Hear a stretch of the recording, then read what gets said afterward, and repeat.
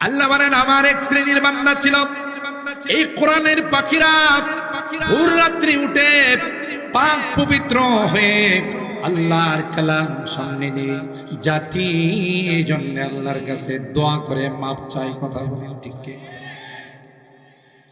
গোটা পৃথিবীটা আল্লাহ সাজাইছেন নায়েবে রাসূলদের জন্য, গোটা পৃথিবীটা আল্লাহ বানাইছেন নায়েবে রাসূলদের জন্য, ওয়ারাসাতুল আম্বিয়া উলামায়ে কেরামদের জন্য। তাদের ওসিলায় অন্যরা দুনিয়াতে খায়। বিবাহের অনুষ্ঠানে যত আয়োজন বরকে কেন্দ্র করে, কোন জায়গাতে যদি বর না যায়, বরের লোকজন যদি গিয়া বলে বিয়াই বরের একটু সমস্যা আছে, আজকে আসবে না, এত কষ্ট করে খানা পাকাইছে, খানাগুলো আমাদেরকে দিয়ে দেন। আপনাদের কি ধারণা বসা থাকবে না দাঁড়াইবে? শুধু কি খালি হাতে দাঁড়াইবে না কিছু নিয়ে দাঁড়াইবে? যে বেহায়া বেশরম বেলাজা কোথা, বর সারা আসছো আবার খানা চাও, কথা কয় না? আয়োজন সব বরের জন্য, কিন্তু বিন্দাওয়াতিরা খায়, কুকুর বিড়ালও খায়, এলাকার কুকুর খায়, তাদের আশপাশের আত্মীয় স্বজনদেরকেও দাওয়াত দেয়। কথা কয় না?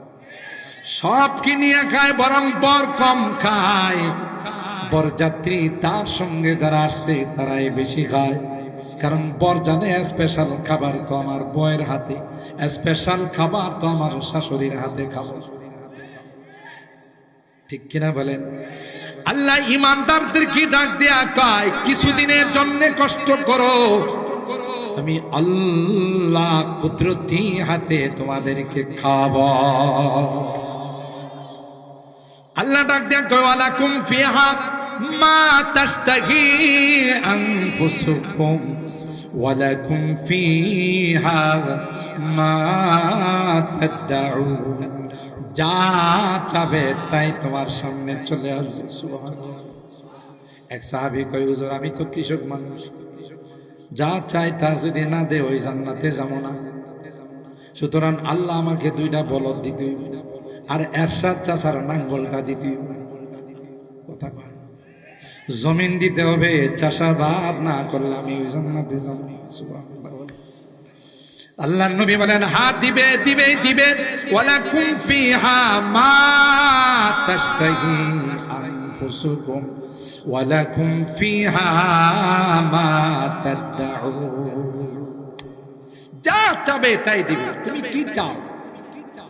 তবে দুনিয়াটা তোমাদের জন্য নয়, দুনিয়া সিজনুল মুমিন ওয়া জান্নাতুল কাফির। আল্লাহর হাবিব কয়, দুনিয়াটা হলো মুমিনদের জন্য জেলখানা, কয়েদখানা, আর বিজাতি বিধর্মীরা যারা আছে তাদের জন্য হলো জান্নাত। ঠিক কিনা বলে?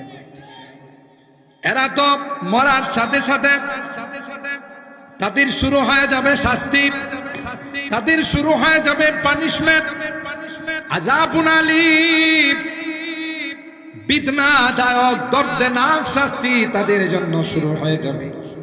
তারা তো কোনো আমোদ ফুর্তি পাবে না। আর আল্লাহ ইমানদারদেরকে ডাক দেয়া কই, তোরা নাচানাচি করবি না, আমোদ ফুর্তি করবি না, তোদের জন্য তো আসল খুশির জায়গা আমি আল্লাহ জান্নাতের মধ্যে রেখে দিলাম। আমার ভাইরা, আল্লাহ পাক বলেন, ইন্নাল্লাযীনা ইউহাদ্দুনাল্লাহ ওয়া রাসূলাহু উলাইকা ফিল আযাল্লিন। কোরআনের আয়াত আছে না নাই? থাকলেও আগের মতো সেরকম কাজ করে। কথা কয়, একটু পুরান সিরান হয়ে গেছে।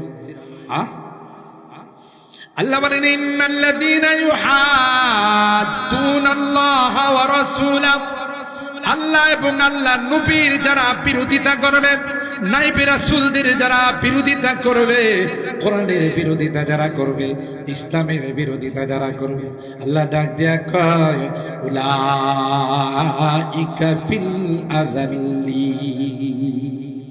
এরাই সবচাইতে বেশি অপমান।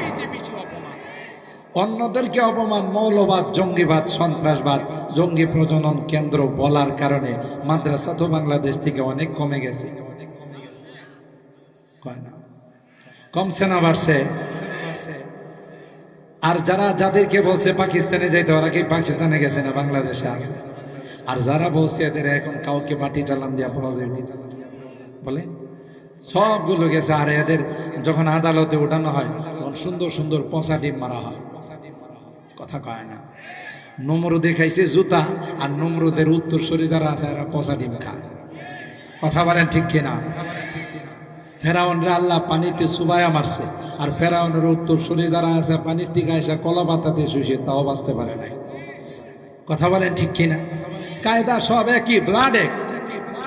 ক্ষমতার জন্য যারা মানুষ হত্যা করে, ক্ষমতায় টিকে থাকার জন্য নির্বিচারে মানুষের গায়ে যারা গুলি চালায়, আয়না ঘরে ঢুকায়, ওদের রক্তের মধ্যে ফেরাউনের রক্ত ছাড়া আর কোনো রক্ত নাই। বুঝতে হবে, ওই একই সূত্রে গালা, কথা বলেন ঠিক কিনা? আল্লাহ বলেন, ঈমানদার, হে মুসলমান, ভয় পাওয়ার কোনো কারণ নাই। ইন্নাল্লাযীনা ইউহাদ্দুনাল্লাহা ওয়া রাসূলাহু উলাইকা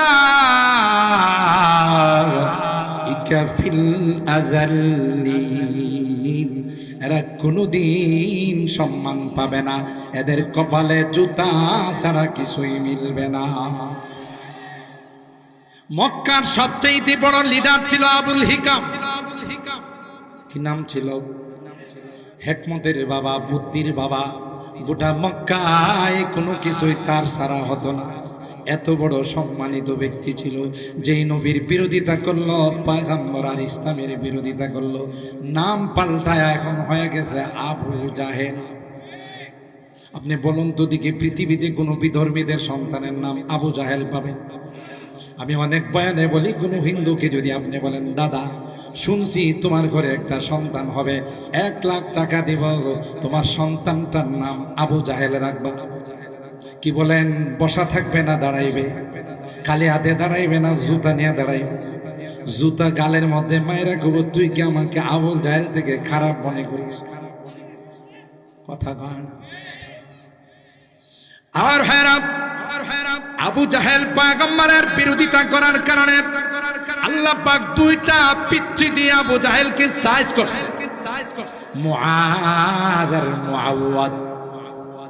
বদরের যুদ্ধের মধ্যে 2টা নাবালেগ সন্তান মাকে ডাক দেয়া কয়, মা, যুদ্ধের ডাক আসছে, হাইয়া আলাল জিহাদ। এ মা, বিদায় দাও,